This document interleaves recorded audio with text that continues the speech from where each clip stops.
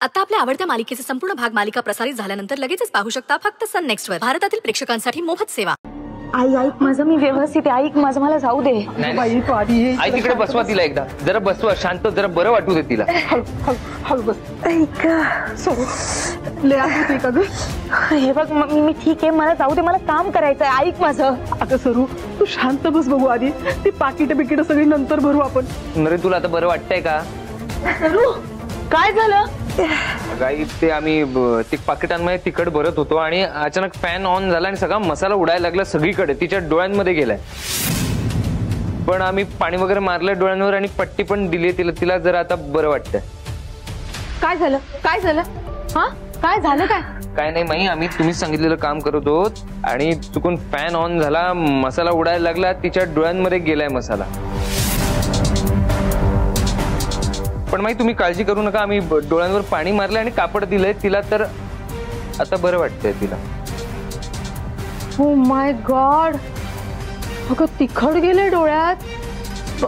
काय मग तुम्ही असे उभे का? डॉक्टरांना बोलवलं का? माई येत आहेत डॉक्टर येत आहेत. Thank God. डोळ्यांचा मामला आहे ना, दुसरं काही नाहीये. डोळे नाजूक असतात ना.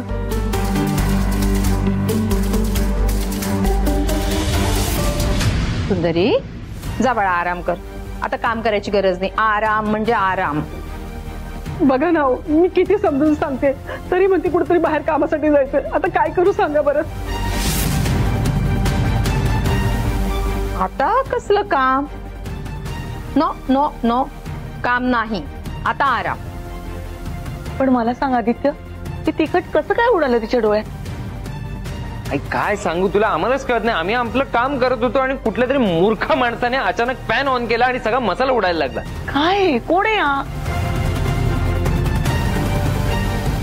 माझ्याकडूनच उडालं तिखट, माझ्याकडूनच झालं. कसं झालं माहिती नाही. आहो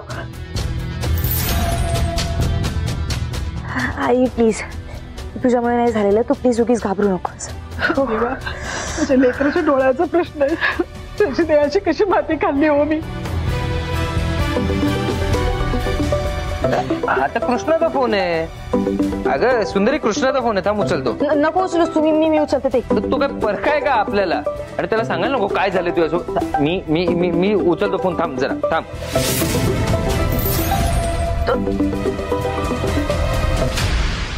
हॅलो, कुठे आहेस तू?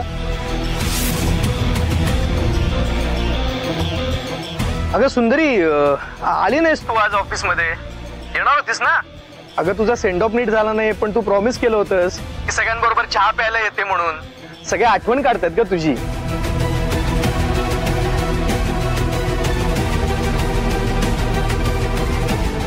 हॅलो, अगं तू बोलत का नाहीयेस? हॅलो कृष्णा, ऐक ना, मी आदित्य बोलतोय. सुंदरीला काही निरोप द्यायचा आहे का?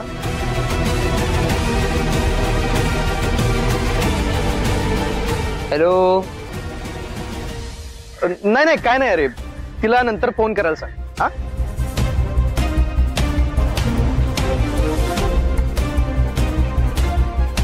चला सुंदरी, बाळा आराम करा आता.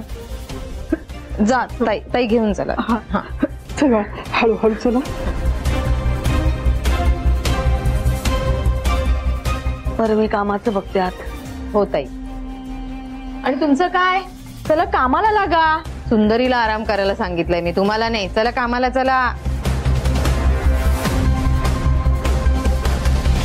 तुमचा कृष्ण छान खोटं बोलतोय, पण माझ्या समोर नाही चालणार. यांचं काहीतरी नक्की चालू आहे, नजर ठेवायला हवी.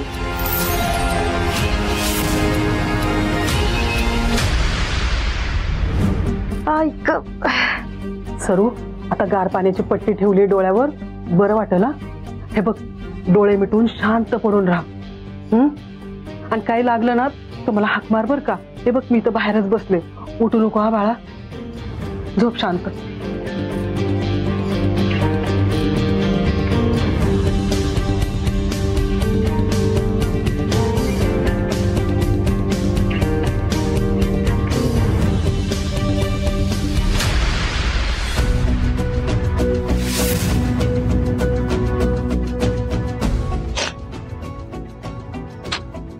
हो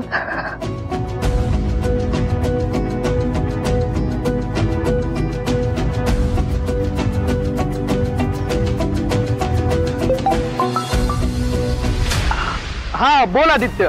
आदित्य नाही, मी बोलते सुंदरी. सुंदरी, तू सेफ आहेस ना? मी सेफ आहे. Thank you so much. तुम्ही ऐन वेळी सांभाळत. माझ्या डोळ्यात मसाला गेला हो. अरे बापरे, आता ठीक आहेस का तू? हो, मी ठीक आहे. ते जाऊ देत, आधी मला सांगा मिशनचं काय झालं? नाही ना यार, तो ट्रक उलट्या बाजूने गेला, आपला अंदाज चुकला, इथं काहीच नाहीये. अरे देवा, आता काय करायचं? आता काय करायचं, मी इन्फॉर्म करू का सर ना? नाही, सरांना ऑलरेडी कळलं असणार आहे. मग आता? मला काहीच कळत नाही, काय करूया?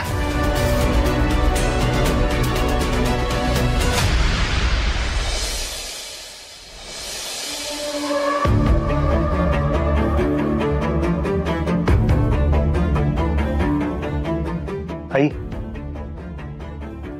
काही हवंय का? मला जरा बोलायचं होतं. हो बोला ना मग. सायली विषयी बोलायचंय मला. सायली? तिचं काय? आई, तुम्ही म्हणाला सायलीला बरं वाटत नाही, तोपर्यंत आपण सायलीला आपल्या घरात राहायला देऊया. मी ती परमिशन दिली, मी काही म्हणालो नाही.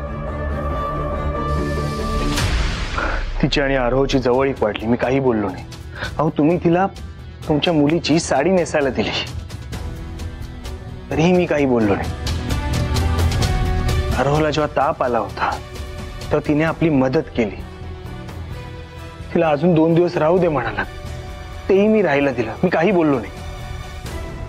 हो मान्य आहे धनंजय, पण तुम्हालाही तिचं वागणं कुठेतरी पटलं असेल ना, म्हणूनच तुम्ही तिला परमिशन. नाही, तुम्ही आणि आरोह त्या मागचं महत्वाचं कारण होतं. आणि जी काही आरोहची कामं होती किंवा जी काही माझी कामं होती जी तुम्ही करायचे, तर तुम्ही सगळं सायलीला करायला सांगताय का?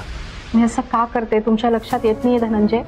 अहो, मला तुमचं आयुष्य मार्गी लागावं असं वाटतं, तुम्ही सुखी असावं असं वाटतं मला. सुखात आहे मी. तुम्ही आणि आरोह हेच माझं सुख आहे, हेच माझं जग आहे. मला अजून काही नको यार, काही नकोय. चुकताय तुम्ही धनंजय. आयुष्यात जोडीदार महत्वाचा असतो. हो, जन्मभराचा सोबती असतो तो. तुमच्या सुखदुःखात तोच तुम्हाला साथ देत असतो. आई, अशी साथ फक्त सुंदरी देऊ शकते. म्हणजे सुंदरीचा विषय डोक्यातनं काढून टाका आता. हे बघा, खूप प्रयत्न केलेत आपण. सुंदरीनं तिचा निर्णय घेतलाय, नाईलाजा नका विना, पण तिनं तिचा निर्णय घेतलाय आणि आपण ते स्वीकारायलाच हवं. आणि तसंही सुंदरीनं स्वतः तुम्हाला सांगितलंय की तुम्ही आयुष्यात आता मूव्ह ऑन व्हायला हवं. सुंदरी आता आदित्य बरोबर राहणार आहे, हे आपल्या आयुष्यातलं सत्य आहे धनंजय, आणि आपण ते स्वीकारायला हवं. आई, सुंदरी नाटक करते, मला खात्री आहे. का स्वतःची खोटी समजूत काढताय धनंजय? अहो, सुंदरी तुमचा भूतकाळ आहे आणि सायली भविष्यकाळ असू शकते.